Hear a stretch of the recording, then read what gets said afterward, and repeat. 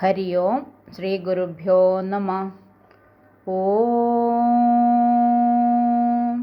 സദാശിവസമാരംഭാം ശങ്കരാചാര്യമധ്യമാം അസ്മദാചാര്യപര്യന്താം വന്ദേ ഗുരുപരമ്പരാം. ഓം ഹരി ശ്രീ ഗണപതേ നമഃ. വിഘ്നമസ്തു. ശ്രീ ഗുരുഭ്യോ നമഃ. മുകുന്ദമാല ശ്ലോകം 2. ജയതു ജയതു ദേവോ ദേവകീനന്ദനോയം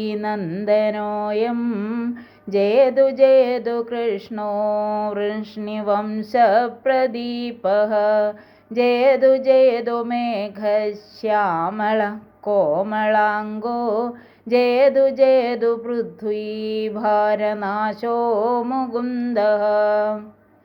ദേവകീപുത്രനായ ഭഗവാൻ ജയിക്കട്ടെ. വൃഷ്ണിവംശത്തെ പ്രകാശിപ്പിക്കുന്ന ശ്രീകൃഷ്ണ ഭഗവാൻ ജയിക്കട്ടെ.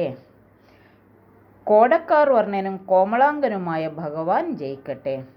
ഭൂഭാരത്തെ നശിപ്പിക്കുന്നവനും മോക്ഷപ്രദനുമായ ഭഗവാൻ ജയിക്കട്ടെ. ഈ ശ്ലോകത്തിൽ ശ്രീകൃഷ്ണ ഭഗവാന്റെ വിവിധ ഭാവങ്ങളെ പറ്റിയാണ് പ്രതിപാദിക്കുന്നത്. ഈ ശ്ലോകത്തിലെ മുകുന്ദ എന്നുള്ള വിശേഷണത്തെ അടിസ്ഥാനപ്പെടുത്തിയാണ് മുകുന്ദമാല എന്ന് ഈ സ്തോത്രത്തിന് പേര് നൽകിയിട്ടുള്ളത്.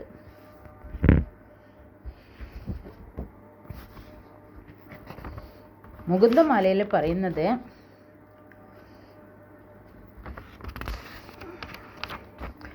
ജനന മരണ രൂപമായ സംസാരത്തിൽപ്പെട്ട് വലയുന്ന ജനങ്ങളുടെ ജീവിത ലക്ഷ്യം ഈ സംസാരത്തിൽ നിന്നുള്ള മോചനമാണ്.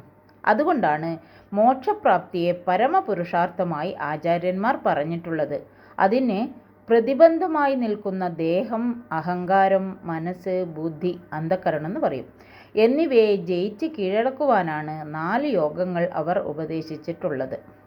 കർമ്മയോഗം കൊണ്ട് ദേഹബോധത്തെയും, ജ്ഞാനയോഗം കൊണ്ട് ജീവനിലുള്ള അഹങ്കാരത്തെയും, ഭക്തിയോഗം കൊണ്ട് മനസ്സിനെയും, യോഗാനുഷ്ഠാനങ്ങളെ കൊണ്ട് ബുദ്ധിയെയും ജയിച്ച് അവയെ തരണം ചെയ്ത് ജീവാത്മ പരമാത്മ ഐക്യബോധം കൊണ്ട് സംസാരമുക്തി നേടുക ആണ് മനുഷ്യജീവിതത്തിൻ്റെ പരമമായ ലക്ഷ്യം. ഇത് ഭഗവത്ഗീതയിൽ കർമ്മയോഗം, ജ്ഞാനയോഗം, ഭക്തിയോഗം, മോക്ഷസന്യാസയോഗം ഇതൊക്കെ പറഞ്ഞിട്ടുള്ളതാണ്.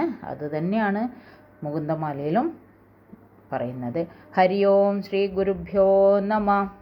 ഓം തത്സത്. ഹരി ഓം ശ്രീ ഗുരുഭ്യോ നമഃ. ഹരി ഓം.